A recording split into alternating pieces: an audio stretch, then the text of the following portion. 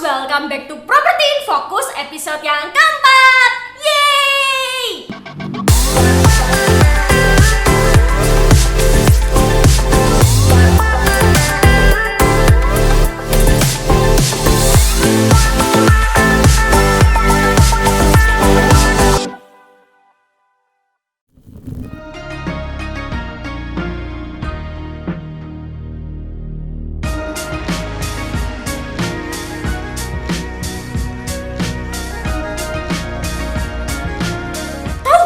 Apa yang bikin rumah kita jadi serem? Selain berhantu, rumah dengan feng shui yang ngawur itu jauh lebih serem loh tim millennials. So, kita bakal bahas feng shui dasar yang harus kita perhatikan saat mau beli rumah ataupun mau bangun rumah nih tim millennials. Langsung aja cekidot!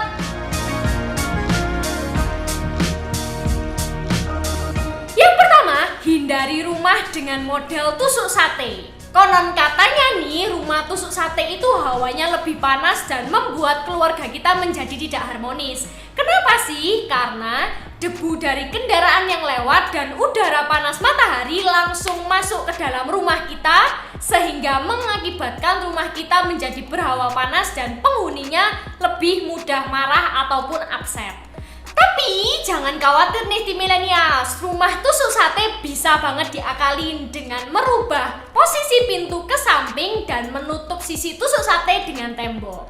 Yang kedua adalah pilihlah tanah dengan bentuk persegi panjang nih tim millennials. Selain itu, tim millennials juga boleh banget pilih bentuk tanah trapesium yang lebar di belakang atau bisa disebut sebagai ngantong.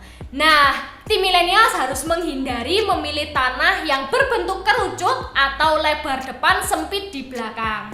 Tapi jangan khawatir, semuanya pasti bisa diakalin. Kalau mau tahu gimana cara ngakalinnya, boleh cek episode sebelumnya di episode kedua. Next adalah pintu utama. Nah, pintu utama ini tim millennials boleh banget pilih pintu yang lebih besar daripada pintu kamar lainnya. Nah, pintu utama yang lebih besar ini dipercaya bisa menyerap energi positif dan rezeki yang lebih banyak. Lalu selanjutnya, jangan letakkan pintu utama berseberangan langsung dengan pintu belakang nih tim millennials. Karena konon katanya rezeki yang masuk lewat pintu utama bisa saja langsung keluar lewat pintu belakang. Serem banget kan?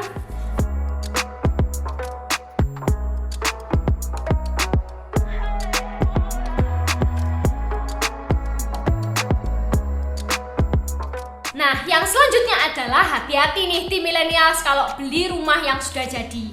Jangan sampai ketika kita masuk ke dalam pintu utama, kita dihadapkan oleh beberapa pintu yang membuat kita bingung. Nah, sama seperti energi positif yang akan masuk, juga akan bingung jika melihat banyak pintu sejajar dengan pintu utama. Next adalah hindari meletakkan kamar tidur di atas dapur nih tim millennials. Karena dipercaya hawa panas dan asap dari masakan bisa banget menembus partikel dinding sehingga menyebabkan penghuni kamar sakit-sakitan. Tuh, hati-hati ya tim millennials. Selanjutnya, letakkan kamar mandi lantai 2 tepat di atas kamar mandi lantai 1. Selain memudahkan instalasi air, juga menghalau energi positif hilang dari ruangan lainnya nih tim millennials. Jadi jangan taruh kamar tidur di atas kamar mandi atau sebaliknya. Selanjutnya, hati-hati nih tim millennials kalau pilih rumah dari tampak depan. Jangan cari rumah yang lebih rendah daripada tetangga kanan kiri ya. Tapi tim millennials boleh banget pilih rumah yang lebih tinggi atau sejajar dengan tetangga sebelahnya. Karena konon katanya jika tim millennials memilih tanah yang lebih rendah daripada tetangga, itu bisa menyebabkan bisnis tim millennials terhambat. Cuman ini katanya ya tim millennials, kembali lagi pada kepercayaan setiap orang. Nah, tim millennials juga boleh banget nih pasang aksen-aksen keberuntungan seperti kucing hoki, kodok emas, ataupun kapal dagang. Aksen keberuntungan ini dipercaya bisa mendatangkan hoki dalam rumah tangga tim millennials.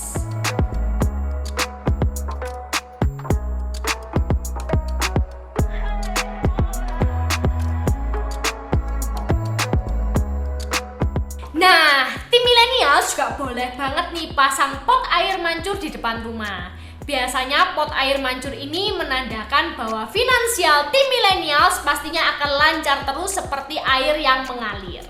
Yang terakhir, tim millennials boleh banget pasang cermin di atas pintu utama. Biasanya cermin ini dipercaya sebagai penolak bala dan penolak energi negatif. Nah, jadi itu tadi adalah beberapa feng shui dasar yang tim millennials boleh banget ikutin.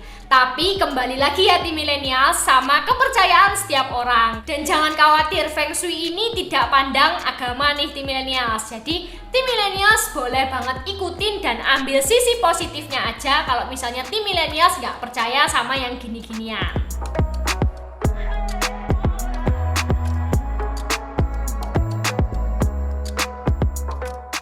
Nah, di sini Angel punya beberapa list tambahan untuk show dan arah mata angin rumah nih tim millennials.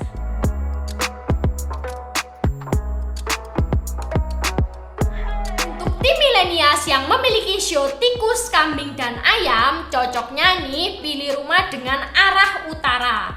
Kenapa? Karena dipercaya dapat mendatangkan kemakmuran dan rezeki yang melimpah. Untuk tim millennials yang punya show ular dan monyet, boleh pilih arah barat nih. Karena arah ini sangat ideal dan dapat meningkatkan energi positif tim millennials. Selain itu, untuk show macan boleh memilih arah selatan nih tim millennials. Selain menjadi arah yang sangat baik, dapat juga meningkatkan popularitas tim millennials. Selanjutnya untuk show babi, tim millennials boleh pilih arah timur. Selain memberi ketentraman dalam rumah, arah timur juga dapat membantu tim millennials untuk mengontrol emosi. Untuk show kelinci, boleh banget nih tim millennials pilih arah timur laut.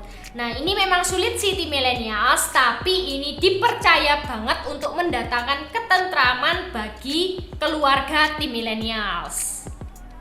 Selanjutnya adalah untuk show naga, kuda, dan anjing, boleh memilih orientasi barat laut karena dipercaya dapat mendatangkan keuntungan yang besar baik secara sosial dan finansial.